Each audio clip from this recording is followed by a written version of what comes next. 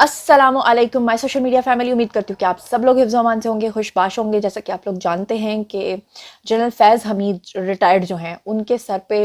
एक फंदा और एक लटकती हुई तलवार इस तरह से है कि इदारे के अंदर, इस्टेब्लिशमेंट के अंदर बहुत सारे ऐसे लोग हैं जो ये चाहते हैं कि उनको सज़ा मिले। मुस्लिम लीग नून ये चाहती है कि उनको सज़ा मिले, इदारे ये चाहते हैं कि उनको सज़ा मिले, और कुछ लोग चाहते हैं कि उनको सज़ा ना मिले। सुप्रीम कोर्ट में उनके केस के खिलाफ जो है वो जो सुनवाई हुई है, वो केस फाइनली निपटा दिया गया है। वो केस क्या था, और असल में केस के अंदर जो जस्टिस काजी फायज ईसा हैं, उन्होंने एक रास्ता दिखा दिया है मुद्दईयों को। उन्होंने बताया कि किस तरह से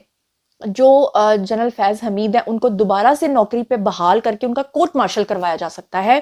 ये सारी कहानी क्या है और फैज़ हमीद ऐसा क्या कर चुके हैं जिसकी वजह से उनका कोर्ट मार्शल होने जा रहा है, या होगा नहीं होगा, इसकी सारी तफसीलात जो है वो मैं आपके सामने रखती हूँ। मगर उससे पहले मैं आपको ये बता दूं कि जो जितने भी लोग आज तक आए हैं, जिन्होंने अपने जुल्म सितम की दास्तानें सुनाई हैं कि जनरल फैज़ हमीद ने उनके ऊपर जो है बड़े जुल्म सितम के पहाड़ ढाए हैं, उसमें जो सर फहरिस्त हैं वो अबसार आलम है। अबसार आलम के बारे में आप अच्छे तरीके से जानते हैं कि वो पहले जो हैं वो पैमरा का हिस्सा थे और पैमरा के हेड थे, और उसके बाद आपने देखा कि उनको गोली मरवा दी गई उनसे। यानी उनका कहना ये है अबसार आलम का कि जो जनरल फैज़ हमीद हैं वो उनसे गलत डिमांड्स करते थे, और जब उनको पूरा नहीं किया गया तो उनके ऊपर जो है वो जुल्म सितम के पहाड़ ढाए गए। इससे पहले कि मैं आपको सारी कार्रवाई बताऊं कि क्या क्या कुछ हुआ और सुप्रीम कोर्ट के अंदर क्या कुछ हुआ, आपको नहीं समझ आनी जब तक कि आपको नहीं पता होगा कि एग्जैक्टली हुआ क्या था। तो ये मैं अबसार आलम की ज़बानी जो है आपको पूरा वाकया सुनाती हूँ कि असल में जो जनरल फैज़ हमीद है उन्होंने किया क्या था, और फिर उसकी सुनवाई और वो मुद्दई लोग कौन थे, फिर आपको अच्छे तरीके से उनकी समझ आ सकेगी।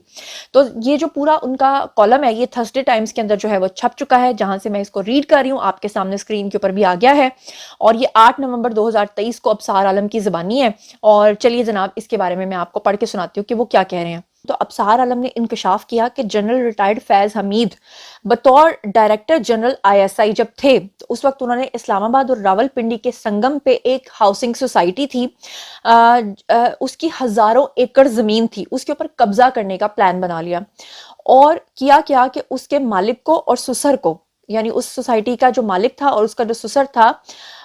उसको दो अफसर और सोसाइटी के जो दो अफसरान थे उन समेत उन्होंने अगवा करवाया, जबकि मुग़वियों को बहीमाना तशद्दुद का निशाना भी बनाया। जो अबसार आलम है उन्होंने कहा कि 12 मई 2017 को इस्लामाबाद का एक इलाका है जिसका नाम है जी F11। उन्होंने कहा कि फजर से कुछ देर पहले हुआ क्या कि रेंजर्स और इंटर सर्विसेज इंटेलिजेंस के सैकड़ों अफसरान और मुसल्ला अहलकारों ने निजी हाउसिंग सोसाइटी के मालिक की दीवारों को फलांग कर और दरवाजे तोड़कर वहां रिहाइश पजीर तमाम अफराद को यरगमाल बना लिया, यानी उनके तमाम घर के अफराद को भी यरगमाल बना लिया और उन्हें पांव बांधकर तशद्दुद का निशाना बनाया गया। जो अबसार आलम है उन्होंने मजीद बात करते हुए कहा कि उनके बच्चों और बच्चियों समेत घर में खानदान के 8 अफराद को यरगमाल बना लिया और निजी हाउसिंग सोसाइटी के मालिक और उसके सुसर को तशद्दुद का निशाना बनाते रहे। फिर उनके मुंह पर कपड़ा चढ़ाया और रेंजर्स की गाड़ियों में फेंका, जबकि घर का कीमती सामान, कैश, करेंसी, कागजात और लाइसेंस याफ्ता असलहा ट्रकों में डाला और फिर उन्हें कश्मीर हाईवे पे गोलड़ा शरीफ जो है उसके करीब एक कॉम्प्लेक्स के तय खाने में मुंतकिल कर दिया। जबकि F11 में जो निजी हाउसिंग सोसाइटी थी उसके 2 अफसरान के घरों पर भी धावा बोला और उन्हें भी अगवा किया गया। और अबसार आलम के मुताबिक उन्होंने कहा कि निजी हाउसिंग सोसाइटी का जो मालिक है वो और उनके सुसर और 2 एग्जीक्यूटिव्स को बेईमाना तशद्दुद का निशाना बनाया गया। बाद अज़ां निजी हाउसिंग सोसाइटी के मालिक को प्रॉपर्टी ट्रांसफर के कागजात पर दस्तखत करने के लिए फैज़ हमीद ने कहा, जो यानी कि तशद्दुद कर लिया, और उसके बाद कहा कि ये जो हाउसिंग सोसाइटी है ये मेरे नाम पे करो, यहाँ पे साइन करो। जबकि कागजात के मुताबिक जो प्रॉपर्टी का 50% हिस्सा था वो किसी नजफ नामी शख्स के नाम पे था, और बकिया जो 50% था वो किसी मासूमा नामी खातून के नाम पे मुंतकिल किया जाना था। लेकिन निजी हाउसिंग सोसाइटी के जो मालिक हैं उन्होंने कागजात पे दस्तखत करने से इनकार कर दिया, हालांकि उनके ऊपर बेतहाशा तशद्दुद हुआ था, ये कहना है अबसार आलम का। अबसार आलम ने मजीद कहा कि प्रॉपर्टी ट्रांसफर के कागजात पे दस्तखत ना करने पे निजी हाउसिंग सोसाइटी के मालिक को मजीद तशद्दुद का निशाना बनाया गया और फिर 780A के तहत दहशत गर्दी और धमाका खेज मवाद रखने के इल्जामात पे मबनी FIR उस शख्स के ऊपर दर्ज करवा दी गई और उसके बाद CTD रावलपिंडी के हवाले उस शख्स को कर दिया गया और 3 बरस तक उस शख्स के ऊपर मुकदमा चलाया गया और बिल आखिर इंसदाद दहशत गर्दी अदालत ने बाइज्जत उस शख्स को बरी कर दिया اور بعد میں اسلام آباد ہائی کورٹ نے بھی انسداد دہشت گردی عدالت کا فیصلہ برقرار رکھا، جبکہ یہ معاملہ اب سپریم کورٹ تک پہنچ گیا. یعنی کہ وہ جو شخص ہے جس کے اوپر تشدد کیا، جس کے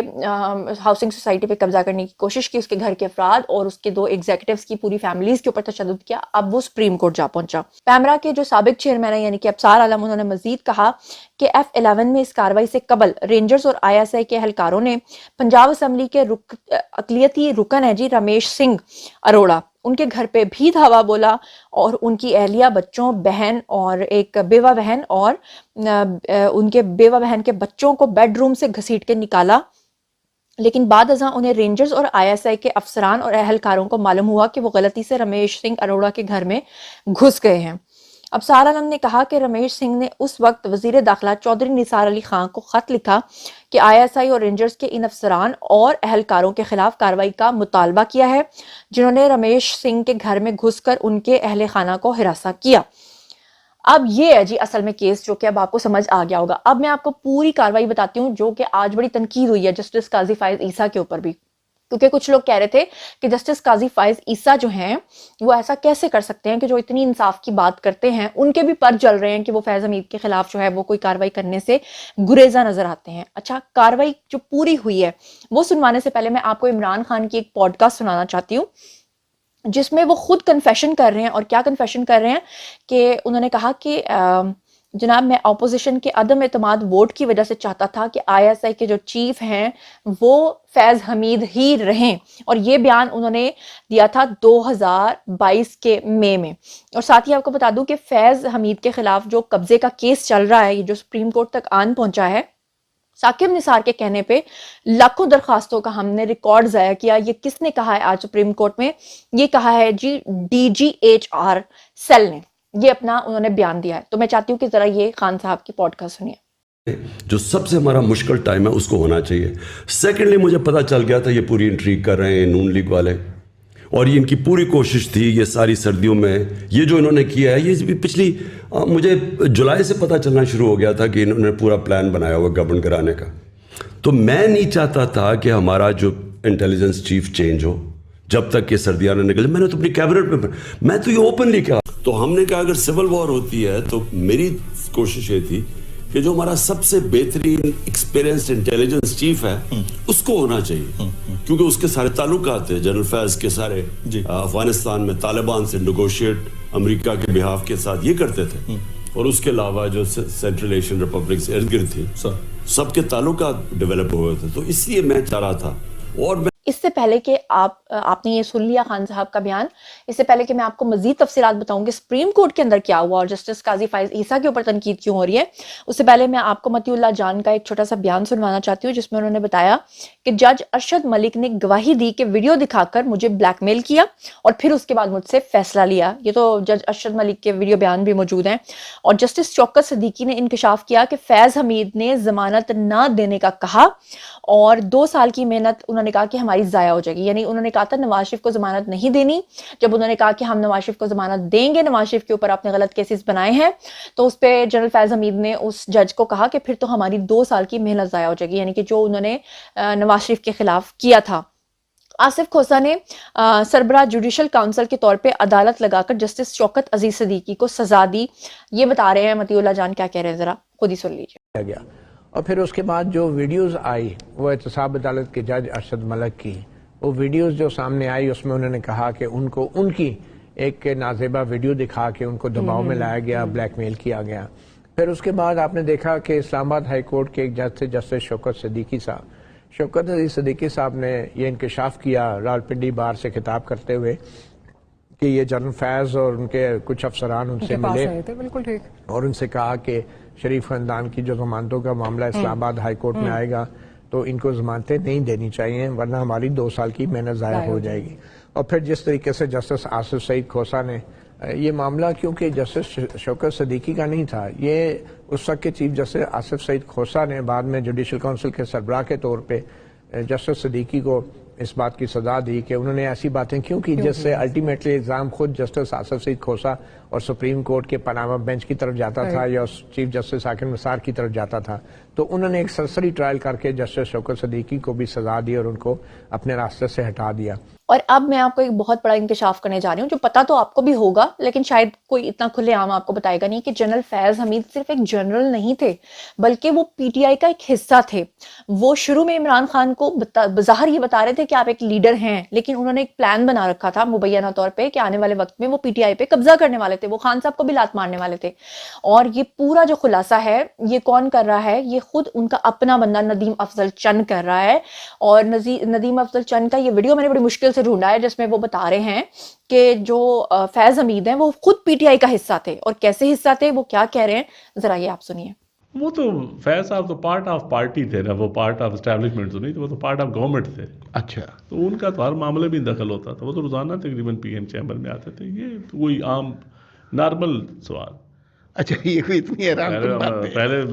تو میں سوچتا تھا کہ پتہ نہیں ٹی جی آئی کو ہاتھ لگائیں گے تو ایک دفعہ زلزلہ آئے گا. وہ تو عام روزانہ ملتے تھے, تو کچھ نہیں ہوتا. اچھا, یہ آپ نے سن لیا ہے. اب میں آپ کو بتاتی ہوں کیونکہ یہ تمام چیزیں آپ کو بتانا اور سنوانا بہت ضروری تھا. اس کے بعد میں سپریم کورٹ کی کاروائی جب آپ کو بتاؤں گی تو بڑے اچھے سے آپ کو سمجھ آئے گی. چلیے جناب, اب میں آپ کو آج کی پوری کاروائی جو ہے وہ بتاتی ہوں کہ ہوا کیا. یعنی کہ وہ جو صاحب تھے جن کی ہاؤسنگ سوسائٹی, جن کے گھر پہ قبضہ, زمین پہ قبضہ, یعنی کیا ان کے گھر پہ جس طرح سے لوگوں کو تشدد کا نشانہ بنایا, اس کے بعد یعنی جو کچھ ابصار عالم نے بتایا میں نے آپ کو ان کی زبانی بتایا. اب سپریم کورٹ کی جو کاروائی ہے میں اس میں بتاتی ہوں کہ سپریم کورٹ میں سابق D G I S I یعنی کہ فیض حمید کے خلاف زمین پہ مبینہ قبضے کے الزام پہ ہیومن رائٹ کیس کی جو ہے وہ سماعت ہوئی, جس کے دوران معیز احمد نامی جو درخواست گزار ہے وہ عدالت عظمیٰ میں پیش ہوا. اور اس کے بعد اس نے موقف اختیار کیا کہ 2017 میں فیض حمید کے حکم پہ ان کے گھر اور آفس میں ریڈ کیا گیا اور غیر قانونی کاروائی کا مقصد جو ہے وہ ہاؤسنگ پروجیکٹ کو کنٹرول کرنا تھا, یعنی کہ ان کی ہاؤسنگ سوسائٹی پہ قبضہ کرنا تھا. درخواست گزار جو ہے اس نے استدعا کی کہ عدالت عظمیٰ جو ہے وہ فیض حمید کے خلاف شواہد پیش کرنے کی اجازت دے, جس پہ جو جسٹس قاضی فائز عیسیٰ ہیں انہوں نے اس درخواست گزار سے مکالمہ کرتے ہوئے کہا کہ آپ نے درخواست میں سنگین الزامات عائد کیے ہیں, کیا کیس میں آپ خود پیش ہوں گے یا آپ کے وکیل پیش ہوں گے, کیونکہ انہوں نے اجازت چاہی تھی کہ میں آپ کے سامنے ثبوت رکھنا چاہتا ہوں. جس پہ درخواست گزار جو ہے اس نے یہ جواب دیا کہ میں نے کل ہی اپنا وکیل جو ہے وہ ہائر کیا ہے. جس پہ درخواست گزار کے جو وکیل ہیں انہوں نے عدالت سے ریکویسٹ کی کہ کیس کی سماعت کو جو ہے مختصر عرصے کے لیے ملتوی کر دیا جائے. یعنی ایک طرف جو ہے وہ درخواست گزار آیا تھا اور دوسری طرف اس نے یہ کہا کہ میرا وکیل یہ سب کچھ آپ کے سامنے پیش کرے گا, اور جو وکیل تھا اس نے ٹائم مانگ لیا. جس پہ چیف جسٹس جو ہیں انہوں نے اپنے ریمارکس دیے اور انہوں نے کہا کہ اس کو ہم التوا نہیں کر سکتے, البتہ ہم آپ کو تیاری کرنے کا موقع دے دیتے ہیں, تھوڑی دیر کے لیے ہم جو ہے وہ کورٹ کو ارجنٹ کر دیتے ہیں اور آپ جو ہے آپ کو ایک مختصر وقفہ دیتے ہیں, اس میں آپ تیاری کر لیں. اس کے بعد جب مختصر وقفہ ان کو دے دیا گیا تو کیس کی دوبارہ سماعت ہوئی اور شروع ہوئی. تو عدالت نے استفسار یعنی کیا, سوال پوچھا کہ کیس میں جو درخواست گزار ہیں معیز احمد, ان کی نمائندگی کون کر رہا ہے. جس پہ ایڈوکیٹ شہریار طارق جو ہیں وہ سامنے آئے, ایک اور یعنی کہ وکیل تھے, انہوں نے عدالت کو بتایا کہ جو درخواست گزار کا وکیل ہے وہ میں ہوں, اور انہوں نے کہا کہ وکیل حفیظ الرحمان چودھری بھی اسی کیس میں وکیل ہے, یعنی کہ ہم دو وکیل ہیں. اچھا, اس کے بعد جو ہے وہ جرا شروع ہوئی. تو وکیل جو شہریار طارق ہیں انہوں نے الزام عائد کیا کہ فیض حمید نے 12 مئی 2017 کو جو درخواست گزار ہے اس کو بما 5 فیملی ممبرز کو اغوا کیا, اور اس کے اوپر عدالت نے سوال کیا تو پھر اب آپ بتائیں کہ عدالت کیا کرے. جس پہ وکیل نے استدعا کی کہ آپ سے یہ درخواست ہے کہ عدالت جو ہے وہ وزارت دفاع کو حکم دے کہ وہ فری کین کے خلاف کاروائی کرے, یعنی کہ جنرل فیض حمید کے خلاف کاروائی کرے. چیف جسٹس جو ہیں انہوں نے سوال کیا کہ کیا یہ کیس پہلے بھی عدالت کے سامنے آیا تھا. اس پہ ان کے جو وکیل ہیں انہوں نے یہ جواب دیا کہ ہماری درخواست تو پہلی ہی بار جو ہے وہ مقرر ہوئی ہے سماعت کے لیے. جس پہ چیف جسٹس جو ہیں انہوں نے ریمارکس دیا اور انہوں نے کہا کہ عدالت کے سامنے 2 درخواستیں ہیں, زاہدہ جاوید اسلم کی درخواست بھی ہمارے سامنے ہے, یعنی اس میں شاید کوئی اور مدعی بھی ہوں گی. اس کے بعد ان کے جو وکیل ہیں حفیظ الرحمان چودھری, وہ دوسرے جو وکیل تھے اس کیس کے اندر, انہوں نے عدالت سے استدعا کی کہ عدالت ہمیں مہلت دے کہ ہم اس درخواست کو دیکھ لیں. اس کے اوپر چیف جسٹس جو ہیں انہوں نے پھر سے ریمارکس دیے اور انہوں نے کہا کہ ہم نے تاریخیں دینے کی روایت جو ہے وہ ختم کر دی ہے, ہم آپ کو تیاری کے لیے جو ہے نا مزید نہیں بھیج سکتے گھر, اور آپ جو ہے نا وہ اگر آپ کی تیاری نہیں ہے تو آپ اپنے گھر جا سکتے ہیں. اور لیکن انہوں نے کہا کہ ہم آپ کو تھوڑا سا مختصر وقفہ دے دیتے ہیں, اس میں اگر آپ کو پھر سے درخواست دیکھنی ہے, اس کا جائزہ لینا ہے تو وہ آپ لے لیں, لیکن ہم آپ کو مزید ڈیٹ نہیں دیں گے. अच्छा, फिर जब मुख्तसर वक्फा दे दिया गया, वकला ने उनके आपस में बातचीत कर ली, दोबारा से वो अदालत के अंदर आए और वक्फे के बाद दोबारा समाअत जो है वो शुरू हो गई। चीफ जस्टिस जो हैं उन्होंने रिमार्क्स दिए कि जो अब तक इस केस से हम समझ पाए हैं वो आपको बता रहे हैं कि बरतानिया की शहरी हैं जी जाहिदा असलम। उन्होंने 2017 में सुप्रीम कोर्ट में आर्टिकल 184(3) का जो केस है वो दायर किया और साबिक चीफ जस्टिस साकिब निसार ने अपने चैम्बर में नवंबर 2018 में फ्रीकैन को बुलाकर केस चलाया। यानी कि चीफ जस्टिस जो थे ना पहले वाले साबिक साकिब निसार, उनके बारे में कहा जाता है कि वो असल में जनरल फैज़ हमीद की इमा पर काम करते थे और उनके ऊपर ये भी मुबैना तौर पर इल्ज़ाम है कि वो अरबों रुपए लेकर जो है वो गलत फैसले भी देते थे और जनरल फैज़ हमीद के टाउट थे। इस पे जब ये सारी जो है वो चीज़ें हो गई तो चीफ जस्टिस जो है उन्होंने कहा कि इसी नौयत की दरख्वास्त जो है वो जाहिदा असलम ने चीफ जस्टिस गुलजार के सामने भी रखी थी और सुप्रीम कोर्ट के ह्यूमन राइट्स सेल में आर्टिकल 184(3) की जो दरख्वास्तें हैं वो दायर की गई। उसके बाद जस्टिस अतर मिनुल्लाह जो हैं उन्होंने अपने रिमार्क्स दिए और उन्होंने कहा कि ह्यूमन राइट्स सेल और सुप्रीम कोर्ट में फ़र्क होता है और केस के हकायक में ना जाएं। इस्लामाबाद हाई कोर्ट में अपने फैसले में हमने करार दिया था कि ह्यूमन राइट्स सेल जो हैं वो गैर कानूनी है। जस्टिस अतर मिनुल्लाह ने कहा कि ह्यूमन राइट्स सेल किसी कानून के तहत कायम नहीं है और माजी में ह्यूमन राइट्स सेल जो है उसके ज़रिए बदतरीन नाइंसाफ़ियाँ हुई हैं। अच्छा, फाइनली मैं आपको थोड़ा सा केस में और आगे चल के बताती हूँ कि अदालत उस्मा ने दरख्वास्त गुजार जो है उनको दीगर फोरम से रजू करने की हिदायत की, जिसकी वजह से उनके ऊपर काफ़ी ज़्यादा आड़ तनकीद हुई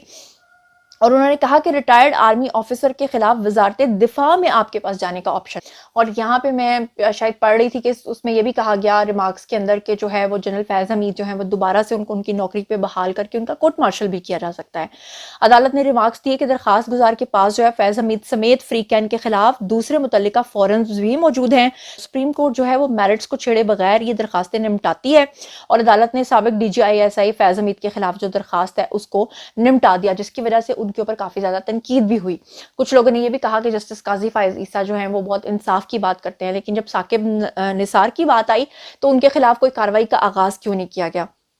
मगर मैं ये बताऊं कि अगर 2017 से लेकर 2023 तक इतना तशद्दुद सहने के बाद अगर ये खबर सच्ची है जो कि अब्सार आलम भी बता रहे हैं, अगर वो मुद्दई जो है वो जा पहुंचा है सुप्रीम कोर्ट तक और अगर वो इतना जुल्म सहकर भी अपने बात से पीछे नहीं हटा तो फिर उसको जो दीगर फोरम्स है उनको भी ज़रूर आजमाना चाहिए। और अगर ये हो सकता है कि जनरल फैज़ हमीद जो हैं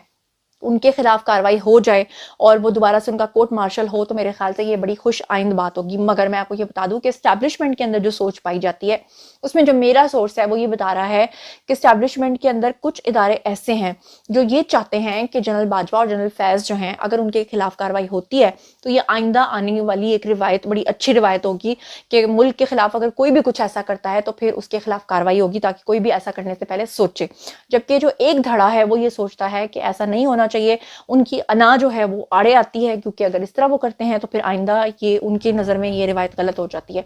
तो अब देखना ये है कि आने वाले वक्त में क्या होता है, किस तरफ जो है वो ऊंट करवट लेता है। मियां मोहम्मद नवाज शरीफ जो है वो शुरू से ये बात करते आए थे कि जनरल फैज़ हमीद और जनरल बाजवा के खिलाफ जो है वो कार्रवाई होनी चाहिए और साकिब निसार के खिलाफ भी होनी चाहिए और इसके अलावा 3 मजीद जजेस का उन्होंने नाम लिया था। लेकिन अब कुछ अरसे से जब से वो इलेक्शन कैंपेन कर रहे हैं तब से वो इस चीज़ का नाम नहीं ले रहे हैं। जनरल आसिम मुनीर या बाकियों का इसके बारे में क्या स्टांस है ये मेरी समझ से अभी तक बाहर है। बहरहाल अब बारी है आप लोगों की, आइए कमेंट सेक्शन में मुझे ये बताइए कि अगर जनरल फैज़ हमीद ने वाकई इतने घिनौने काम किए हैं और अब्सार आलम के मुताबिक जो इल्ज़ामात उन्होंने आयद किए हैं, नदीम अफजल चंद के मुताबिक वो PTI का हिस्सा थे, इमरान खान के मुताबिक वो उनका एक अटूट अंग थे और फैज़ हमीद ने अगर लोगों की ज़मीनों पे कब्जे किए हैं, उनके ऊपर तशद्दुद करवाया है और आज अगर वो उस कारमा का शिकार हैं तो आपके ख्याल से फिर उनके साथ क्या होना चाहिए? आपको लगता है कि उनका कोर्ट मार्शल होना चाहिए या नहीं होना चाहिए? आपको क्या लगता है जनरल बाजवा के साथ भी जो है वो कार्रवाई उनके खिलाफ होनी चाहिए या नहीं होनी चाहिए? और आपको क्या लगता है कि आज जो सुप्रीम कोर्ट में उनका केस निपटाया गया है क्या आप उससे सेटिस्फाइड हैं या नहीं हैं? और अगर हैं तो क्यों हैं और अगर नहीं है तो क्यों नहीं है? इन तमाम चीज़ों के बारे में आप जो कुछ भी सोचते समझते हैं आइए कमेंट सेक्शन में शेयर कीजिए, पर्सनली जवाब दूंगी। मजीद खबरें, व्लॉग्स, इंटरव्यूज़ और सियासी तज़किरे जानने के लिए मेरे साथ कनेक्टेड रहना हरगिज़ मत भूलिएगा। चैनल को सब्सक्राइब कर लीजिएगा। अपना बहुत ख्याल रखिएगा। अल्लाह ने के बाद।